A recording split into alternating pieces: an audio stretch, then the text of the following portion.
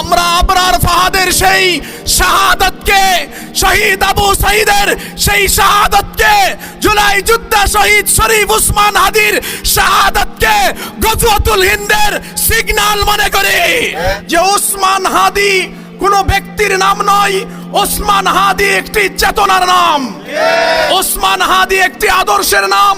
ওসমান হাদি যে আদর্শের বাতিঘর আমাদের মধ্যে জ্বালিয়ে গিয়েছেন, আমরা বিশ্বাস করতে চাই দল মত নির্বিশেষে এই মুসলিম বঙ্গের প্রতিটি মানুষের ইমানি দায়িত্ব এই ভূমির স্বাধীনতা সার্বভৌমত্বকে রক্ষা করা।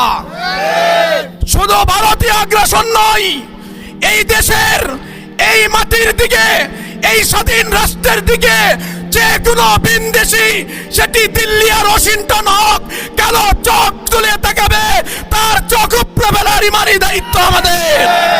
আমাদের এই রাষ্ট্রে ভারতীয় দালাল যারা আছে, ভারতের এজেন্ডা বাস্তবায়ন করার জন্য যারা যে সকল প্রতিষ্ঠান কাজ করে, সেই প্রথম কালো, সেই ডেলি স্টার, আরো যারা আছে তাদেরকে বলতে চাই সবগুলোকে ঘুরিয়ে দেওয়া হবে। এই দেশ, এটা মুসলিম বঙ্গ, এই জমিন আমার, এই দিন আমার।